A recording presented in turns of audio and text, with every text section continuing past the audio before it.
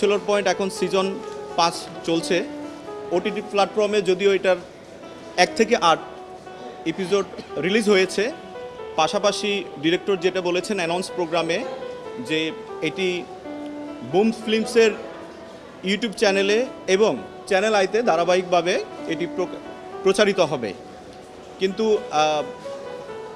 আমার যেটি নজরে এসেছে নাগরিক হিসেবে, যেটা আমাকে খুবই হতাশ করেছে এবং আহত করেছে, সেটি হচ্ছে বুম ফিল্মসের ফেসবুক পেজে এই নাটকের কিছু খণ্ডিত অংশ ট্রেলার আকারে এসেছে এবং সেখানে আমি দেখেছি অসংখ্য আপত্তিজনক অশালীন ডায়লগ সেখানে এই নাটকে আছে, যেটি আমাদের বাংলাদেশে যে দুটি আইন, জাতীয় অনলাইন গণমাধ্যম নীতিমালা এবং জাতীয় সম্প্রচার নীতিমালার বহির্ভূত, যেটি আমাদের তরুণদের যে নীতি নৈতিকতা বা তাদের স্বাভাবিক আচার আচরণ, যেটি আমরা বহু বছর ধরে আমাদের যে সংস্কৃতি, পারিবারিক শিক্ষা, সামাজিক মূল্যবোধ, সেটিকে ব্যাপকভাবে বাধাগ্রস্ত করছে বলে আমি মনে করছি।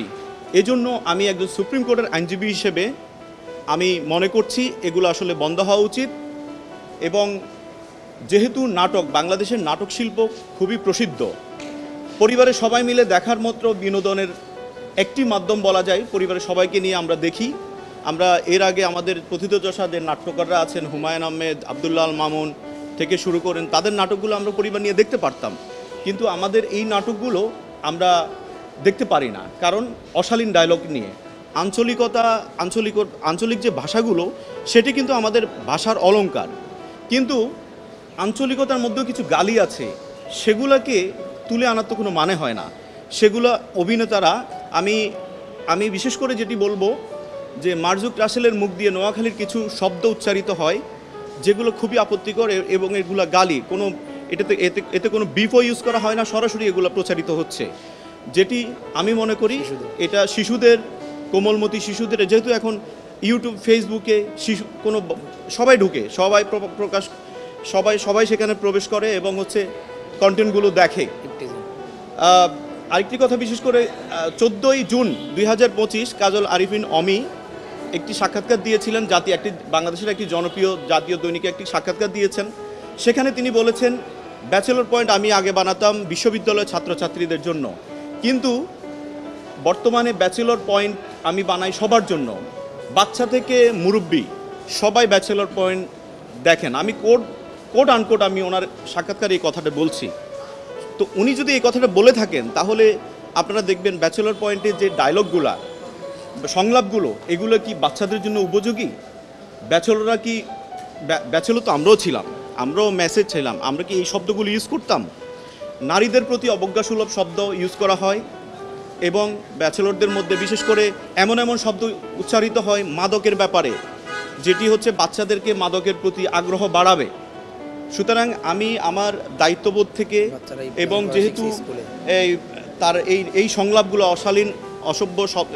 অশালীন শব্দগুলোর কারণে এই জাতীয় অনলাইন গণমাধ্যম নীতিমালা 2017 এবং জাতীয় অনলাইন গণমাধ্যম নীতিমালা 2014 3, 4 ও 6 নং অনুচ্ছেদ সরাসরি এখানে চলে আসে, এটাকে লঙ্ঘন করা হচ্ছে। অর্থাৎ বিনোদন হতে হবে সুস্থ ধারার, আমাদের যে সামাজিক মূল্যবোধ সেগুলোকে।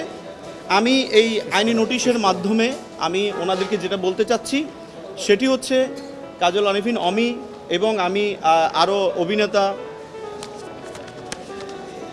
মার্জুক রাসেল, সাইদুর রহমান পাবেল, জিয়াউল হক পলাশ, শিমুল শর্মা, আমি ওনাদেরও লিগ্যাল নোটিশ দিয়েছি। আমি তাদের কাছে যেটা বলতে চাচ্ছি, কাজল আরিফিন অমি বলেছেন যে এই নাটকটি সিজন 5 আরও 120 পর্ব পর্যন্ত প্রচারিত হবে। 120 পর্ব, মাত্র 108 পর্ব, 1 থেকে 8 পর্ব প্রচারিত হয়েছে। আমি এই আইনি নোটিশের মাধ্যমে আমি ওনাকে সময় দিয়েছি,